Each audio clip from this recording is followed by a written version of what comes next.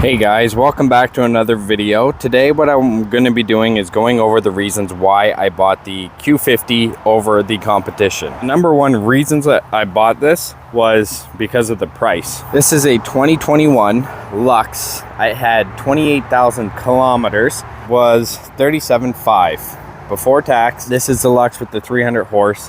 The Red Sport is a lot more. For the same year, you're looking at, it was closer to 60.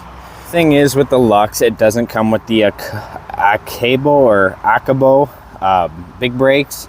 So I definitely, I looked into the sport models. The sport models comes with the brakes, and I think it comes with like a better body package. But even the Lux, like the front end, it looks aggressive to me. So I like it as is. Now the downside is it doesn't have the brakes, and I think there's a little bit different suspension. I could be wrong. So also it does not come with the paddle shifters. Let's go ahead and start this up here. So this is a 2021, little bit different than I believe 2020 or 2019, and maybe it's just 2021 and up, but they do now have Android Auto, so that is a good feature, whereas the other older Q50s don't. See, the thing is with the Q50, why people, it looks the same, it's dated, but all in all, like, I love the look of it. Like, I love the gauges. To me, that's more than, it's all I need, more than enough. It's got heated seats, heated steering wheel. Unfortunately, it does not come with cooled seats. Now, another downside to the Lux is it doesn't come with a Sport Plus, but that's fine. So with this is, there is cars, another reason I bought this is because the manual mode, like, you just have to go over like this, and then you upshift it. Now what I like about this is some cars, I know the Acuras, they auto upshift. So even if you're in manual mode and you try to bring it right to the red and, like, you know, use your own somewhat of skill to shift it, it doesn't take skill to click up, but you know what I mean. You got to time it to hit the perfect shifts, whereas the Acura, even if you rev it out, it won't even, it just auto shifts, so you can't even screw it up, and you can't like rev it out like you want to, where this, you can rev it out. Now just in drive, it will shift at around 67, 6800, where in manual mode you can go to about 71, 72. Now, I think the Sport and the Red Sport have that Sport Plus model, so it does rev it a little bit higher, whereas this does not. It will shift at around 66, 67. So I do find it faster in manual mode. Now, just going over, like, I know there's going to be a few reasons why I bought this. Number one, like I said, is the price, but number two is the design. Like, I absolutely love the design, the inside. I was unsure of the white, but I love it. Like, I just love how everything looks. It just looks real nice. The steering wheel is nice. It's not too big. It's kind of sporty. Here, they also upgraded the shift knob. So I'll throw a picture up of the shift knob right here. Now, as you can see, this shift knob is way nicer. 2014 to 2015, they had the 3.7, and then 2016 and up, they have the VR 3.0 twin turbo. So I'll make another video why I chose the VR over the VQ. This is just the reasons why I chose this. Now, the steering wheel also looks nicer than the older models. There you go. Now you can see the texture. It's nice. I actually love it. And it has ambient lighting. Some of the competition doesn't offer ambient lighting. Actually, I think they all do, depending on the model, but also in the door handles here and under the footwells a bit. Another reason I bought this is the gas mileage. This actually gets amazing gas mileage. Right now, my gas mileage isn't the best, 12.5, but that's just because I just reset it. But on the highway, you can get about 8.5 to low 8 liters. Let's call it 8 liters per 100 kilometers. If you do the speed limit and kind of slowly pick up speed for the downhill and then let off going uphill, you can get about 8 to 7.5 even liters per 100 depending on the wind and weather. So let's go outside the car real quick. It's starting to rain. I've been trying to make this video. So the rear, I mean, it is getting pretty dated. There's not really much they did to the rear to change the look. They did change the taillights. I do like that it comes with a diffuser. Another reason why I bought this is the design. I absolutely love the design of this. Now stock, it doesn't look the best because there's too much chrome. But I did delete all the chrome. I got these fast FCO4s. They are 19-inch, 9.5 wide with a 35 offset. And these taxes in were only, I believe it was 1,200 Canadian, I want to say. So, and delivered. So you can't go wrong with that. These are 21 pounds. What I also like about the design is this logo lights up, which is unique to all the brands. Like at nighttime, it looks really aggressive, very cool, something the competition doesn't offer. Now this has the VR, which is 300 horsepower. Technically, the competition to this base model is the Audi A4, which is a 4-cylinder, but this is based on price. That's why this is such a great option. This comes with the V6 twin turbo, which says 300 horsepower on paper, but it is very underrated. It's I believe they put down around 290 to 300 wheel, depending if you have the all-wheel or rear wheel drive model and what octane you're using. Now I do only use 91. Oh my god, the friggin' rain.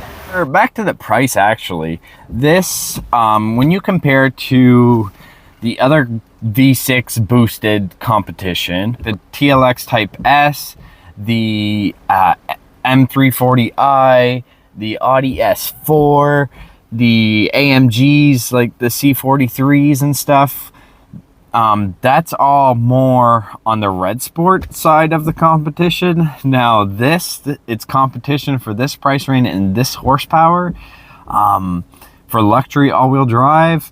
Like I said, it's the A4. The Benz is probably like the 300, C300, and it's stopping raining again. So also the Acura TLX, which is another 4-cylinder. Like all those cars are still more expensive than the base model of this, and this, in my opinion, will beat them all. So I'm going to throw a draggy clip up for you guys here.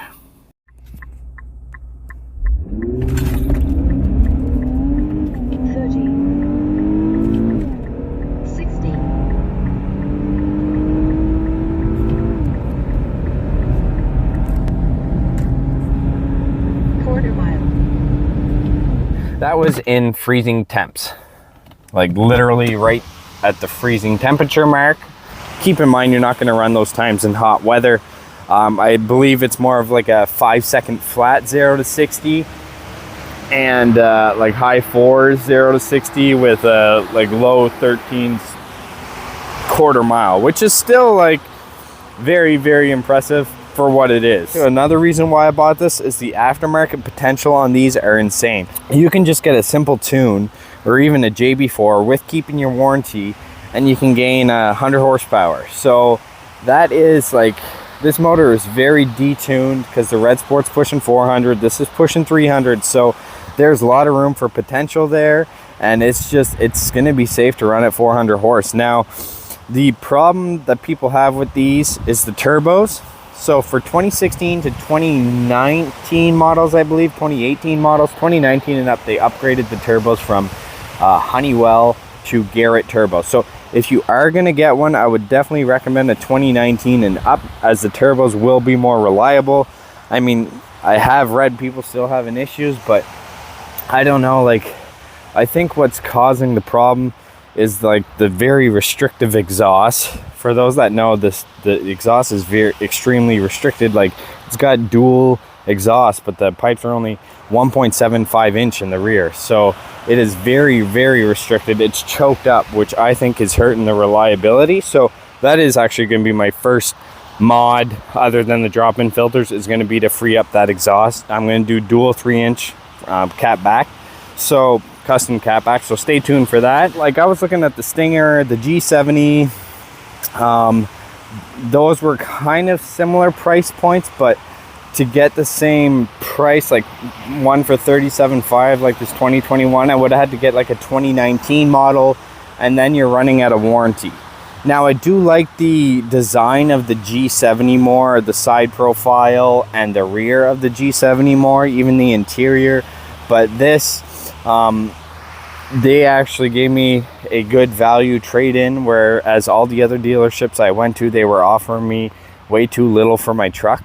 This dealership, like I went to Kia, tried to look at a Stinger, they offered me 38 grand for my truck, and I owed like 50 grand. So this, they offered me 42. I took the loss on the truck. Either way, I was gonna be paying payments on the truck, so I just tacked it onto here, and I'll get more fun out of this. So it is what it is. I bought the truck impulse buy.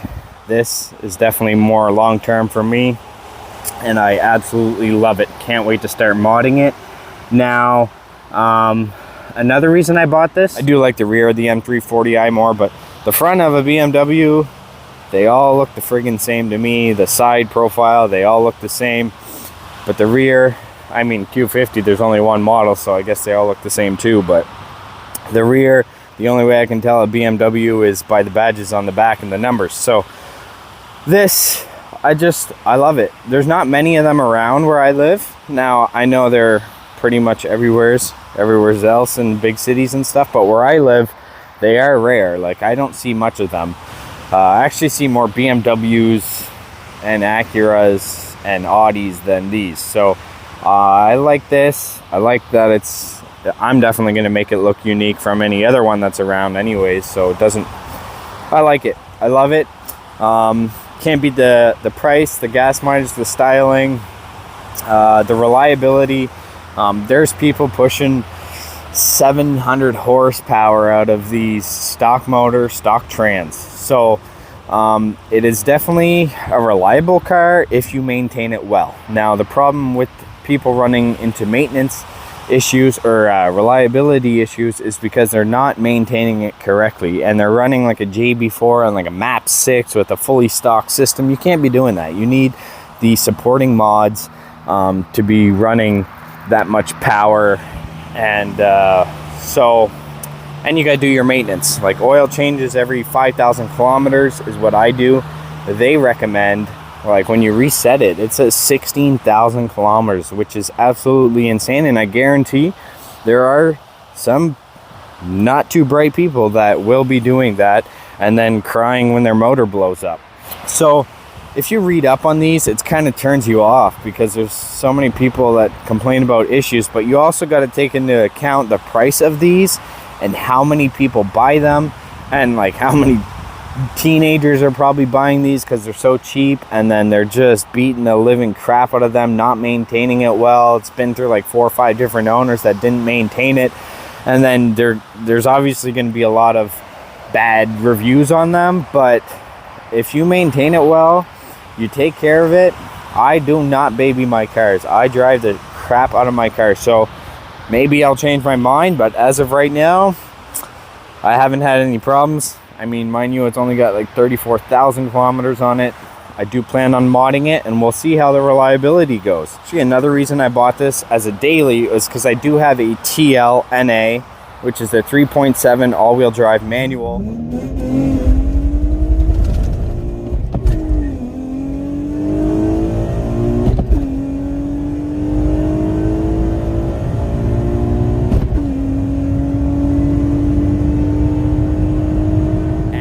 Costed, like, I've put so much money into that thing, and this thing beats it in the quarter mile bone stock. Well, the problem with the TL is the first to second gear shift, you gotta baby it, but on a roll the TL actually destroys this thing.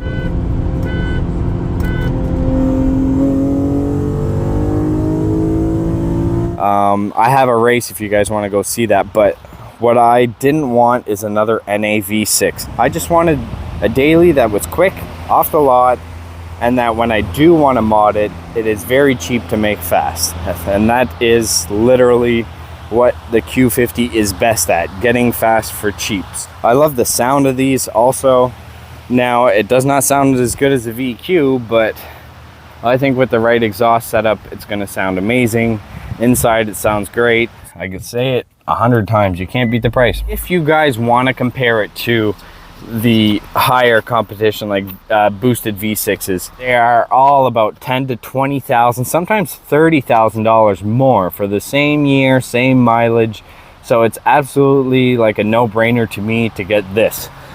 So like all the money you're going to be saving, you can make this into an absolute beast that would destroy all of those cars. So I love it.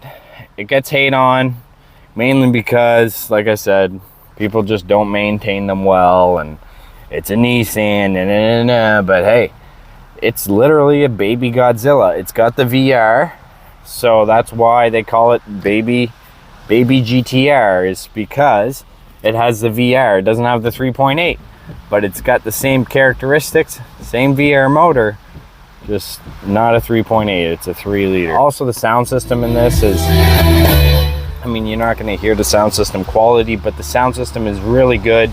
Went in the middle of nowheres for this video, but anyways, hope you guys enjoyed it. I mean, we can do a little sound pull. Okay, I'm not going freaking Dukes of Hazzard style here. I can't really think of any other reasons off the top of my head. There's not many reasons why I got this. Like, I didn't really get to test drive all the other competition anyways, but even if I could, just the pricing was not going to be able to allow me to get it anyways. But if pricing is not enough, if pricing doesn't matter to you, then whatever, go get your B58. But for me, pricing is important, especially in today's world where everything is just crazy expensive.